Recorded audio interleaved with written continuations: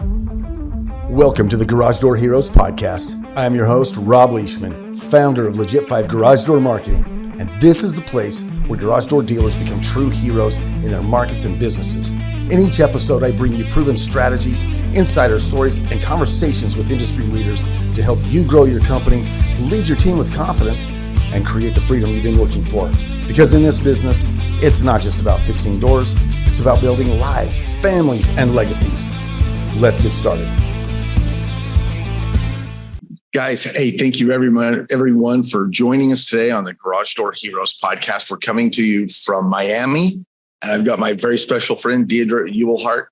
She is awesome. We've been friends for about a year, and she's just totally inspiring. So I want you to just sit back, give us 30, maybe 40 minutes and hear what we have to say. She's got some amazing insight into everything from corporate America, corporate relationships, right on down through family and employee, and even your client relationships that we can talk about.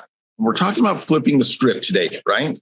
Changing our mindset, which will change our relationship, change the way we approach these important key connections that we have in our life, and not going to steal any more of her thunder. She's really amazing. I'm going to turn the time over. Thank you, Deidre, for joining us today. You are welcome. I'm really excited to be here and talk to you guys about just altering your mindset. So we're going to probably use the term flip the script or alter your mindset several times in this short few minutes that we have with you. And we want to really hit 3 different aspects of changing your mindset, changing how you speak to yourself, what you're saying to yourself, how you're talking to your employees. How is that engagement? What is the culture and dynamic of your workspace? And then also, how are you engaging with your clients and your customers? Are you speaking the right language? Is everybody on the same, conversation path in your company? Are you all on the right mindset? And let's change the way we're approaching that.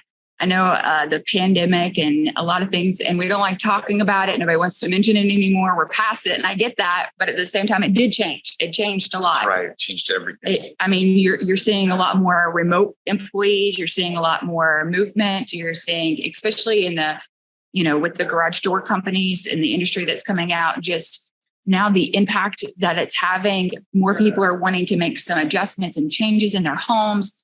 People are really focusing a lot on, how they're expected at the workforce and at the companies that they're working for. So there's a lot of changes. So we need to adapt and go with these changes. Right. That is for sure. We've all had to make our own shifts, right? When people remote, and then so much more of our communication now is done with email and Zoom. And then there's a different level of accountability that's expected because, people are trying to put their best foot forward. Deidre, how does this, maybe let's just start with the business owner and the mindset of the business owner first, and maybe how we communicate with ourselves, a dialogue in our own heads and how that works. I think for me, the biggest thing was learning to give myself grace. The thing about it is that we all fail. Like every single one of us. And I think a lot of times as business owners, as company leaders, we don't want to show our weaknesses. We don't want to show when we didn't hit our marks, when we were not quite going to the level that we wanted it to be. And we get very embarrassed by that. So giving yourself grace, knowing you're going to hit those roadblocks, you're going to make mistakes. Maybe you're not taking a paycheck right now, and so that you can pay your employees. And that's okay. Where you're at right now is a place of learning, a place of growth. Even in your failures, there's something in that you can pull from and achieve. It's about showing up and showing out regardless of the failure that's around you, and changing that conversation and embracing it even with your team. We do a thing, they're called performance parties. Oh, right. They're awesome.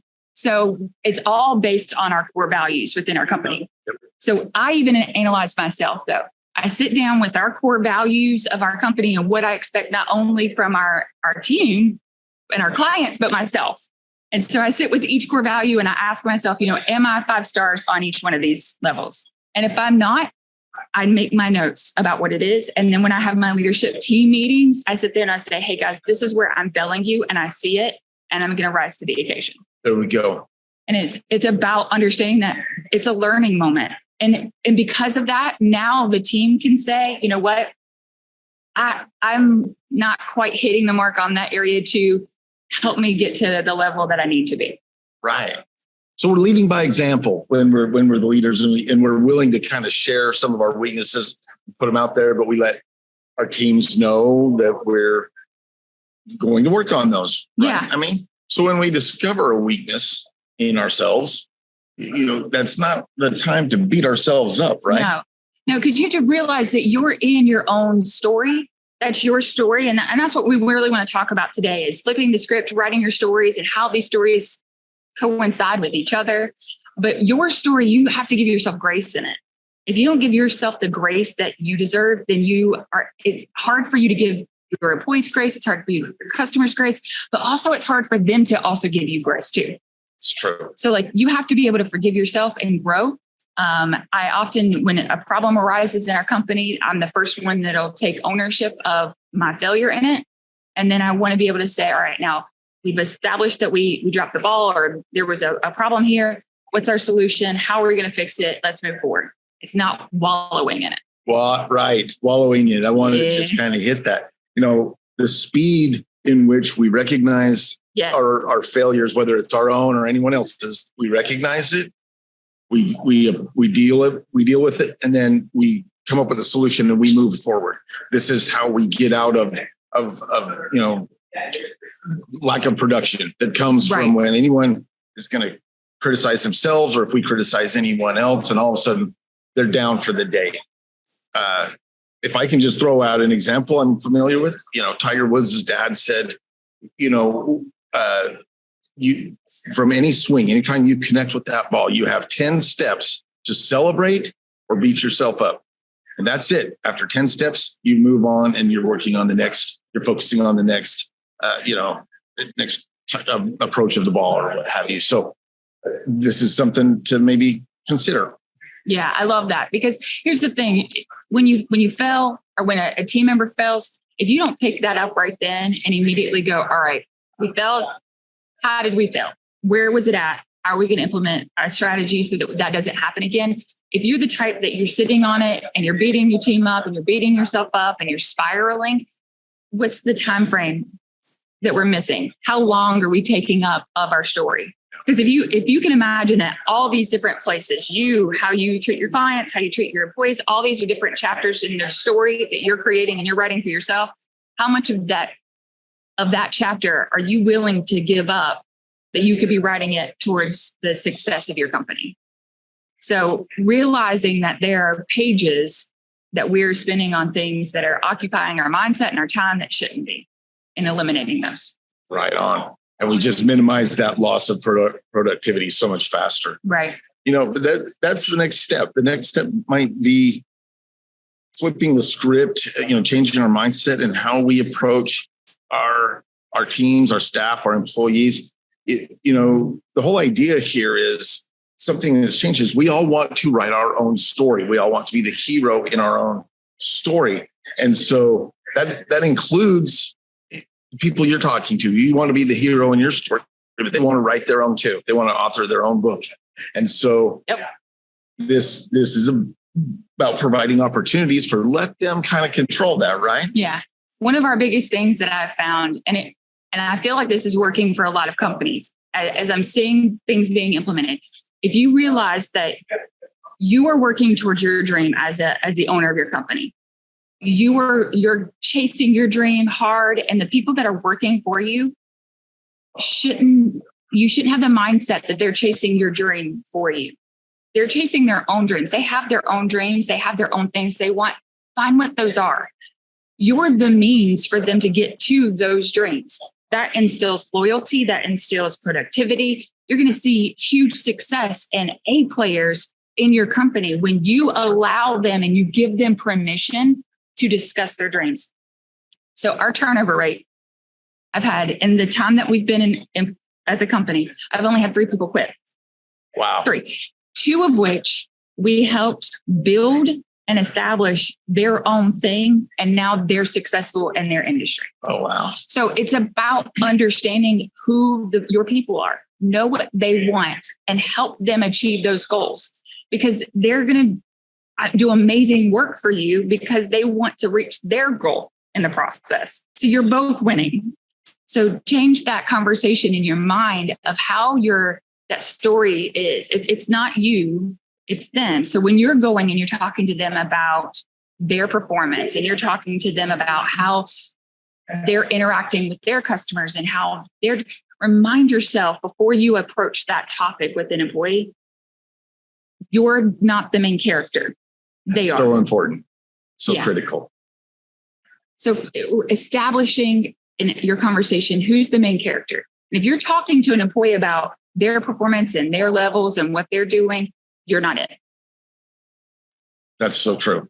That's so true. And if we remember to position ourselves in any relationship like this, you're going to see a much different result. Now, it might feel like maybe you're doing a soft sell and you're not coming in directly, like the bulldozer that you want to be, because you want to bark an order and have that result within 10 minutes. And life doesn't work that way anymore, right? And there's your drink for you, Deidre. It isn't about that anymore, right? We're much more sophisticated. We're more civilized, and we understand how to get better productivity and better value out of our relationships and connections. And I think that's awesome. So we do intend to maybe break this down and get more details in each segment of this in our future, because I love talking to Deidre. We have a great time together. But this next step might be the one that you're all waiting for. The punchline, this is the big one. The big one. How can we do better in communicating with clients or new leads? And this is huge. This is huge. These guys. How are you marketing for your customers? Like, how are you talking to your customers? Are you the hero in your ad? Is it, right, hey, we're going to come and fix your garage door because we're going to come and save the day? And you see so many of those ads. I'm going to come save the day. We're going to come save the day. But the thing about it is, if you look at everything you do as a movie script and your marketing, it's a movie script. I'm going to tell a story. Yeah. But you're not the main character. Often we really forget sometimes to remove ourselves, even though we're trying to sell ourselves. But when you remove yourself from the sell, you're actually more appealing. There you go. People forget that. So you make it more about them. So there's a process, and there's a book that I'm going to refer to, because the concept behind a lot of this is building a story brand. Right. The way that we go about how to position ourselves to our customer is understanding that it is a story, understanding that you are writing a script and what those elements are. So that first element that we need to establish is the main character. So who is your audience? And understand that your ad copy, everything that you're doing needs to be primarily in conversation with that main character. And that's your customer. So you should be able to look at your analytics. Know who's typically the one that's calling in. Is it male, female? What's the age dynamic? Who's my person? And then build your ad around that person. Right. Dialing it down to your ideal client and who are the most, what demographic calls you the most, and identifying them. Now, keeping in mind here that even when we're talking to our prospective customers or leads or even active clients, they are writing their own story, and they like feeling like they are the author of their own book, or driving their own ship, captaining their own ship. So when you help them make a better decision, and it's their decision, you are, and the theme with our group is garage door heroes, right? But that doesn't mean to swoop in like a superhero and take over everything. That means help them be the hero in their own story, making the right decisions, knowing that they have chosen the best garage door company, providing security for their family. Am I right there? Am I right? 100%. Yeah. Because I look at it as like, okay, so I'm a superhero nerd. So I love the Teenage Mutant Ninja Turtles. There we go. Yeah. So we all do. I position it in my head, and this is how I think of it. I am the sensei. Okay. Your job is to be the rat. You're not the turtle. The customer is the turtle. And they need you to give the equipment to them for them to be the superhero in their story. So you're the sensei. But the first thing that you have to establish is what's the problem. So now that we know who our character is and that we want to write our messaging to that as they're the main character, now what is your main character's problem? So I think it'd be a fun little exercise if you're cool with it. Let's create a little scenario as we're building it as an example. So we've got our main character, Barb, right? Okay. Because we know that most of the people who are calling in to get something done are the females, because we want that garage door changed. That's right. Because we're trying to keep up with the Joneses. Okay. Of course we are. Yeah. So that's our problem, is that we're wanting to keep up with the Joneses. We want the front of our house and our curb appeal to be the right thing. So that's the problem. You want your problem that you're putting in your ad for your main character to be very relatable to your main character. You want it to be singular. You want it to be something that is not a feeling, but you want it to be the actual problem. So her problem is not the feeling of wanting to keep up with the Joneses, but the actual curb appeal and the profit that she can get off of her own. So keeping up with the Joneses. Perfect. And then you informed her and educated her on making the best decision so that she feels 100% confident in what she's done. And we end up taking a secondary role in that, right? But we have to come away with the confidence that, we are who Barb calls. Yes. Right. We're going to be who she calls next time. And see that's perfect, because it transitions right into it. So establishing who your character is, figuring out their problem, and then introducing the sensei, then introducing the guide of the story. There's always a mentor in every superhero movie. And I'm sorry, I'm going to nerd out on you. But in every superhero movie, there's always that mentor, that person that's behind the scenes, that's giving them the equipment, that's telling them the directions to go down the path and which way to avoid, what. So they're the main character of the story, but you're the person behind the scenes guiding them to where they're going. So that should be how we reflect it in our ads as well. So we got Barb wants a new front garage door, change the curb appeal, and we're going to help her achieve that because we have the state-of-the-art best front door in the world, right? That's right. So now we're allowing her to see, hey, we're going to assist you in having the best front yard. So true. And what are some ways? Now, let's think of that. I'm asking a rhetorical question here, but how do we do that? How do we help Barb realize that what the doors that she saw in her ads, in our ads, if you will, how can she apply that to her? Well, she's probably thinking it's very expensive. So we help overcome things on price with like, third party finance. And then the value add to her home. I mean, telling her that, it's almost 100%, 110% of value when it comes time to sell their home. And I'm sure there's more. I'm sure Deidre's got some ideas here too, but you guys have ideas in how you can present value in your service to Barb, right? And this is how she makes a better decision, feels better about it.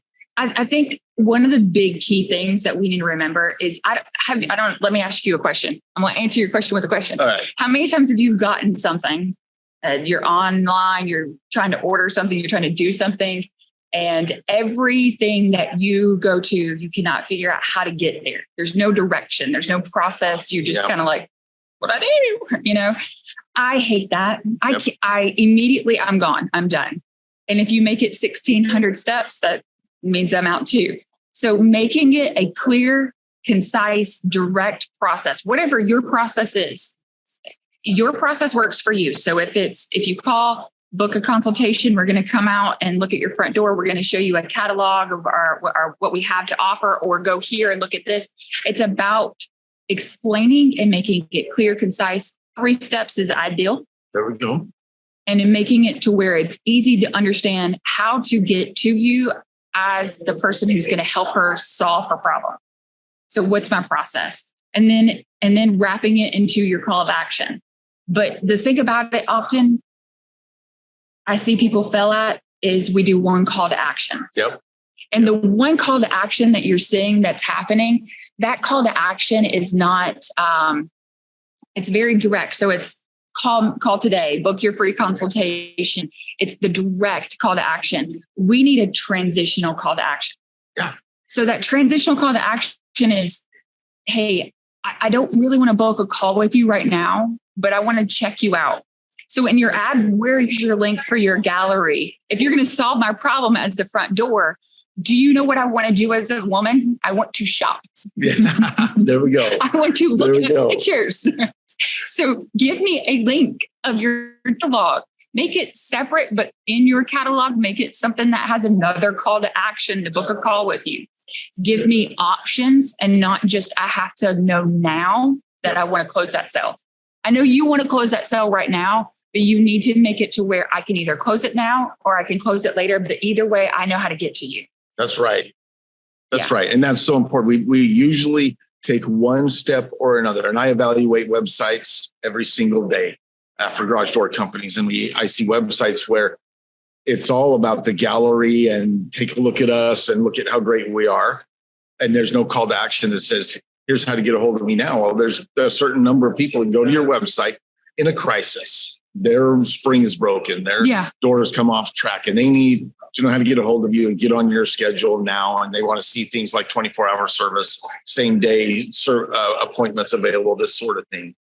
But, that higher ticket is the full door replacement. And we want that shopper that wants that, right? And so we need links to the gallery, and that gallery needs to be on point, right? Yes. Yeah. Because like you said, like you're going to get your emergency contact. You're going to get that one. That guy's going to close. But there's going to be other people that are going to see your ads. They're going to see what you have going on, and they want to mark it. They want to tag it. They want to thumbnail you because it's in their thought process. They're getting ready to do something big. They may be ready to sell soon, and they want to, increase the value. But the thing about it is the big thing here is understanding that the huge thing that is we have to show them what it's going to be like if they fail. If you were the hero in your story and you fell as the hero, what's the outcome? Oh boy. So if I'm Barb and my problem is that I want to have the front door on the block, I need to know that if I don't have the best door on the block, what's going to happen? The depreciation of my home, the value's going to drop. I'm not keeping up with the Joneses. Something to just dig in a little bit to make me get a sense of urgency to make something happen. We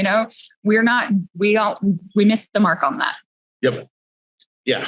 And so this becomes when you are the most knowledgeable guy of the 3 or 4 bids that Barb might get. You're the guy with all of the answers and helping her understand this is the choice you need to make. And here is the win. And here's the lose. And, we don't want to dwell on that, but she needs to know that, and this is where we talk about how old and how many cycles her spring has gone and how frayed and how frazzled the cables are looking. Let her know that not making a decision today could have some impact. Right.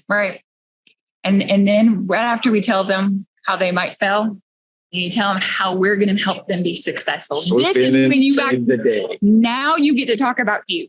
There we go. So often in ads, we talk about ourselves so much. Like, look at how awesome we are. Look at all our accomplishments. Right. Look at what, but we don't need to, people are our Google reviews, our word of mouth, our referrals. Those are the people who should be talking about us. Yep. We should be talking about our customer. That's so true. Let the world talk about how great you are. Your chance is to talk about the customer and the result that they're after. Because often when you do that, you're setting a precedent that you're going to over deliver because I'm amazing. And so you're already setting up an expectation that you're probably going to fail. Yeah. And so nobody likes that. And so when you're not making the conversation about you and you're making it about your customer, more times than not, you're going to succeed, because then it's about their choices and what they've decided. And most of, the companies that I've worked with and talked to, they give options to their customer. You have ABC, you have choices. And so as long as we allow it to stay in their wheelhouse, you're going to get a lot fewer bad reviews. For sure. I mean, this is really, if we approach our marketing this way, these people become raving fans. And this is the difference in the company who's been in business 10 years and has 10 reviews, and the company that's been in business 5 years and has 300 reviews, right? Because of how we approach our relationships with our clients, leads, and customers. Yeah, because the whole point is you're making them the superhero. So true. They're excited because you just won the day. We won the day. We won the day. We swooped in on a white horse and saved the day. And that's ultimately what we want. And if we'll take the steps to have that kind of relationship, and it's not just a purely transactional relationship, right? This is where we get repeat, referral, and loyal fans. And the term we use in marketing and advertising a lot is the lifetime value of a client. A lot of times that's hard to know, because if we're just going in for a $200 service, that's the lifetime value of that client, is just go in, take care of it, bill them, and move on. But if we let them if we let them write their own story and we are a part of that story, then that relationship is permanent. Thinking that's what you're getting at. 100%. 100%.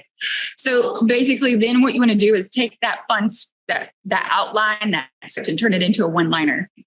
Oh boy. So you build your one-liner. The one-liner is crucial. It's key. And how you break up your one-liner is you point out the problem, you tell them how you're going to fix it, and then you tell them the why. So it's keeping up with the Joneses is challenging, but we have the state-of-the-art doors in our gallery that's going to make Linda jealous. That's it. There we Barb go. is excited because Linda has one-upped her. She's gotten garden yard of the week every week for the last quarter. I mean, and she's wanting to one-up Linda, okay?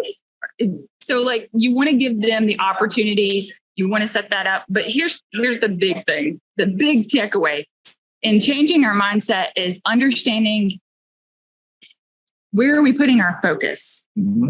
How are we utilizing our time and our energy and our conversations and our skill sets? And are we utilizing them correctly? So as owners and companies, I personally am going to just do a little plug for you. Okay. I love that. Thank you, Deidre. Here's the thing. Creating this story is difficult, and creating this story over and over and over again, because you got to change. You got to constantly rewrite a story. It's a monthly new story or a bi-quarterly new story. You need someone in your pocket that can write that story for you, because not all the skill sets that you possess are going to be able to write that for you.